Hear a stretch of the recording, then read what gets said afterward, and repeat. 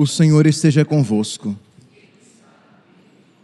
Proclamação do Evangelho de Jesus Cristo, segundo Mateus. Naquele tempo, os discípulos aproximaram-se de Jesus e perguntaram: quem é o maior no reino dos céus?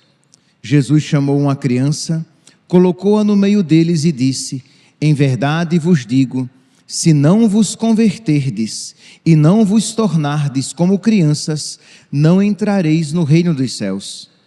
Quem se faz pequeno como esta criança, este é o maior no reino dos céus. E quem recebe em meu nome uma criança como esta, é a mim que recebe. Não desprezeis nenhum desses pequeninos, pois eu vos digo que os seus anjos nos céus veem sem cessar a face do meu Pai que está nos céus. Que vos parece? Se um homem tem 100 ovelhas e uma delas se perde, não deixa ele as 99 nas montanhas para procurar aquela que se perdeu? Em verdade vos digo, se ele a encontrar, ficará mais feliz com ela do que com as 99 que não se perderam. Do mesmo modo, o Pai que está nos céus não deseja que se perca nenhum desses pequeninos. Palavra da salvação.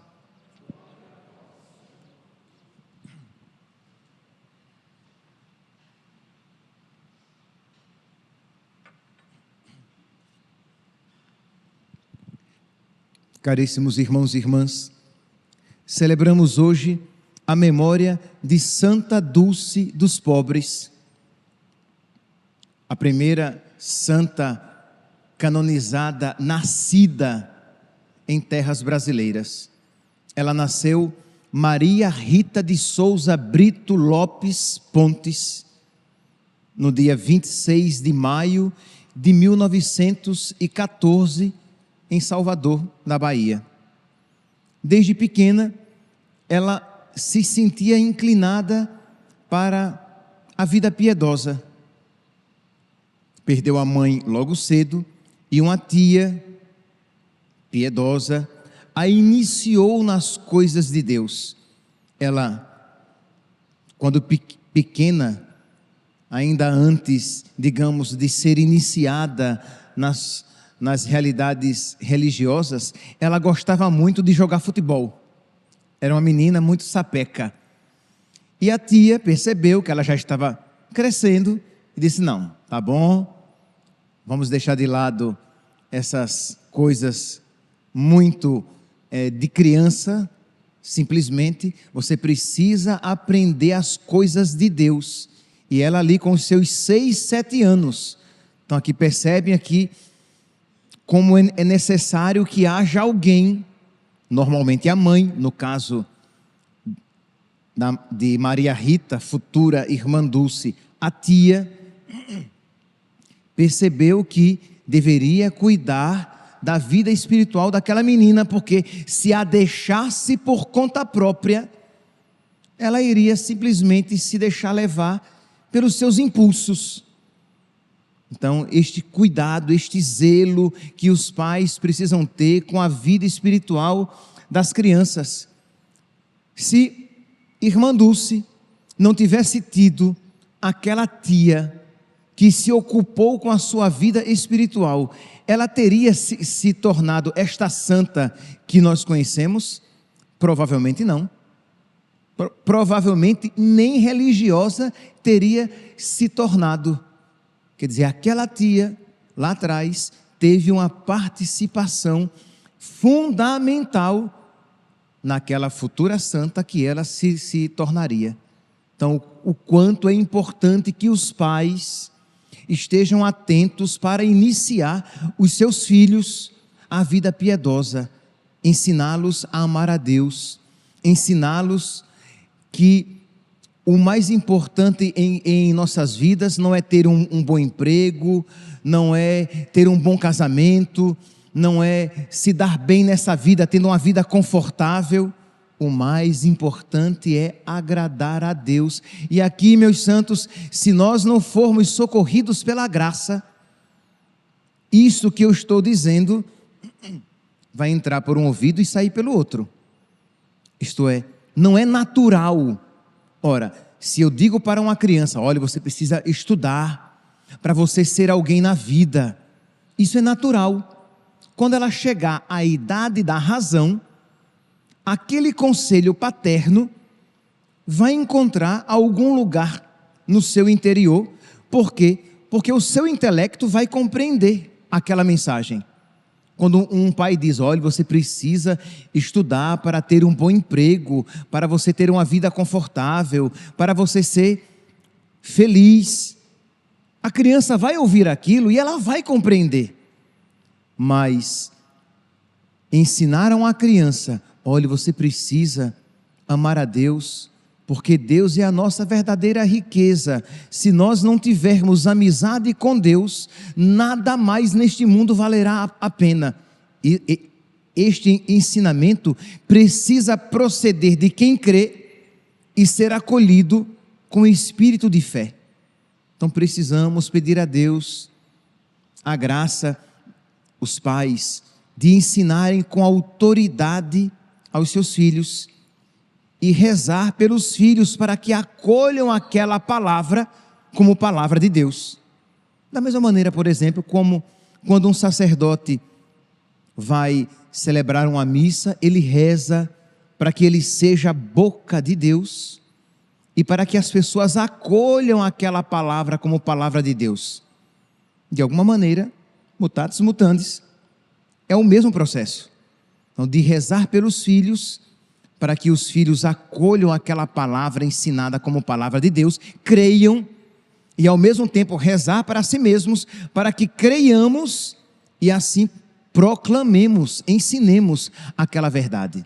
Pois bem, então aquela tia de Maria Rita começou a iniciá-la na vida espiritual, a rezar, a amar a Deus, a frequentar a igreja, e ela começou a se encantar com a realidade espiritual, e diz que ela com 13 anos, visitando os pobres na companhia da sua tia, ela sentiu uma profunda inclinação no seu coração para se dedicar a Cristo, dedicando-se aos pobres. Percebe aqui que não é uma filantropia. Ela não sentiu simplesmente uma inclinação de cuidar dos pobres porque eles sofrem, mas ela sentiu uma inclinação de, por amor a Cristo, consagrar a sua vida, sacrificar a sua vida, cuidando dos pobres. É bem diferente. São Paulo diz, na primeira carta aos Coríntios, no capítulo 13, ainda que eu desse todos os meus bens aos pobres, se eu não tiver caridade, se eu não tiver amor, esse amor a Deus, se eu não fizer isso por amor a Deus, de nada serve. Ainda que eu lançasse o meu corpo às chamas, isto é, que eu fizesse os maiores sacrifícios, se eu não os fizer por amor a Deus, de nada vale.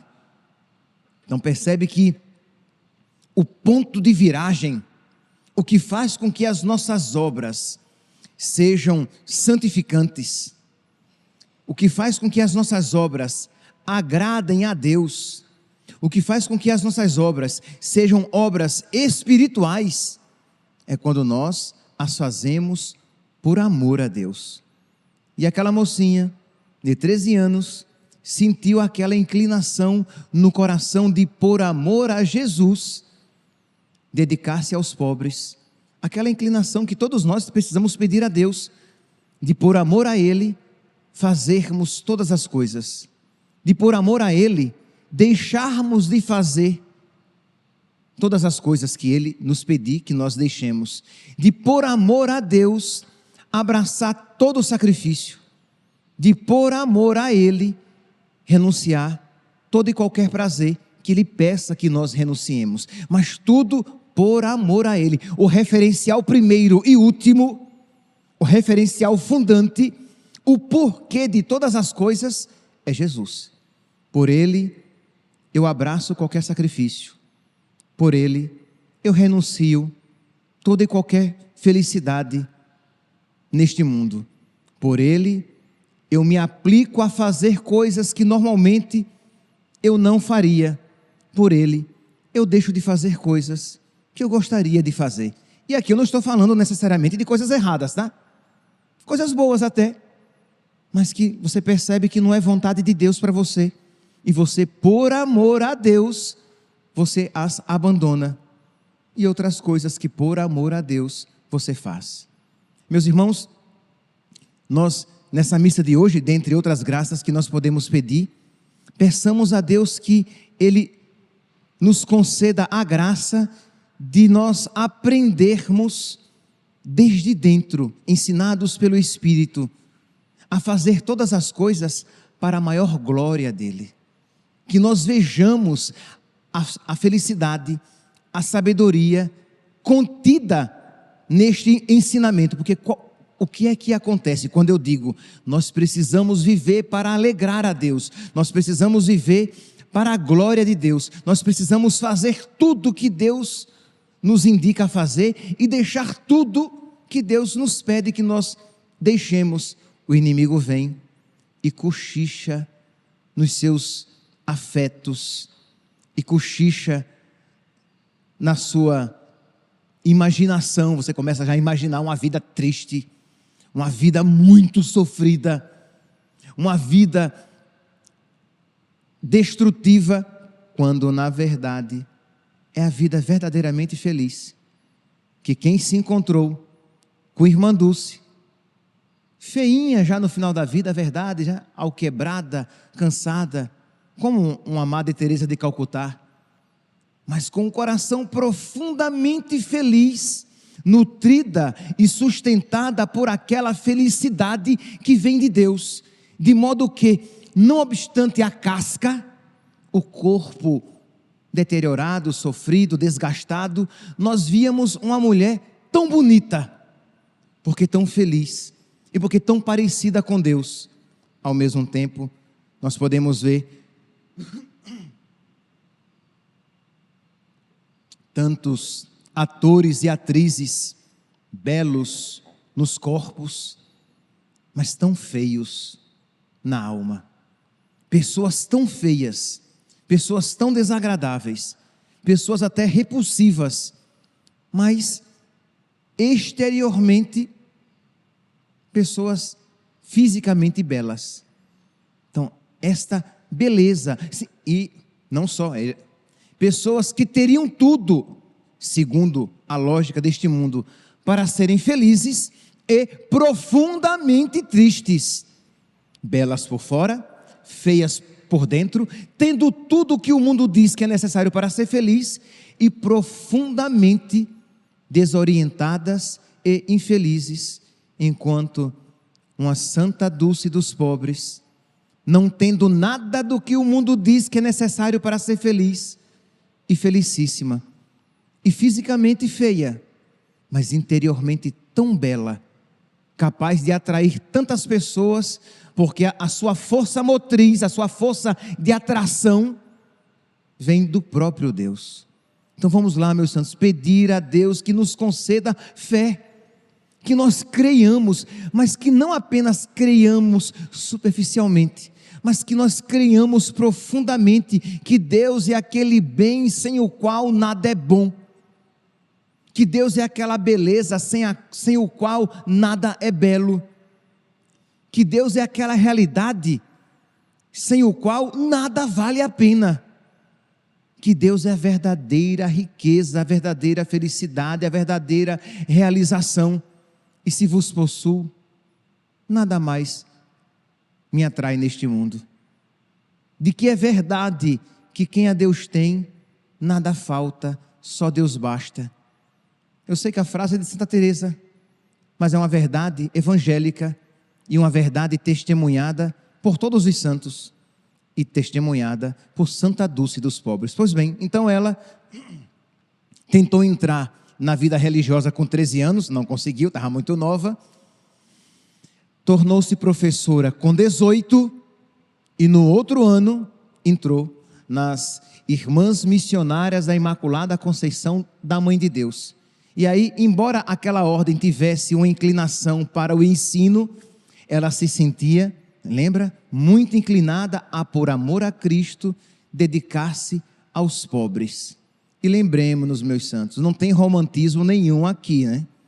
Os pobres, como todos nós, né? Somos marcados pelo pecado original, somos doentes. Então, assim como nós, eles também são egoístas, mal educados, ingratos. Não romantizemos, isto é, ela se dedicou aos pobres por amor a Cristo. Ela amou Cristo no pobre, porque ela tinha fé naquela palavra que o próprio Cristo disse: eu tive fome e me deste de comer, eu tive sede e me deste de beber, eu estava nu e me vestiste, doente e preso e foste me visitar. Ela fazia as coisas por causa de Cristo, independentemente da gratidão ou ingratidão retribuída. E assim devemos ser nós também. Nós devemos fazer o bem a quem quer que seja, a quaisquer pessoas, por causa de Cristo. Ah, padre, mas aquela pessoa é tão ingrata, eu só lhe fiz o bem e ela me retribuiu com o mal. Que pena para ela. Mas você fez por amor a Cristo, e o céu paga bem. O céu paga bem. Deus não se deixa vencer em generosidade. Jesus disse que um copo d'água dado por amor a Ele não ficaria sem recompensa. E não tenhamos dúvidas de que a recompensa ultrapassará infinitamente aquele bem pequeno que nós fizemos. Mas se fizermos por amor a Deus, mesmo as pequeninas coisas não ficarão sem recompensa. O Senhor recompensará. O Senhor recompensará aquele ato de amor com um derramamento ainda maior do seu amor nos nossos corações, nas nossas almas. Então peçamos a Deus a graça de tudo fazer por amor a Ele. Peçamos a Deus a graça de tudo também não fazer, né? Tudo aqui eu digo, tudo aquilo que Ele pedir que eu não faça. De tudo fazer por amor a Ele, de tudo não fazer por amor a Ele, de toda felicidade renunciar, se for esta a sua vontade, por amor a Ele, e de todo sacrifício abraçar, todo sacrifício que Ele nos apresentar, abraçar por amor a Ele, que Ele seja a nossa referência. Percebe como vai ser até mais fácil a nossa vida neste mundo, porque a esposa vai amar o seu marido por amor a Jesus, mesmo que ele seja grosso, mal educado, não muito amável. O marido vai amar a sua esposa, não primeiramente por causa dela, e é claro, né, meus santos? Aí a esposa olha para o marido e diz: está vendo? Eu vou ser o cão na sua vida e você cuide de me amar, tá? Não é isso, né, meus santos? É claro que você vai procurar ser a melhor pessoa possível para o seu irmão, mas não obstante o seu desejo de ser bom, sempre haverá algum limite.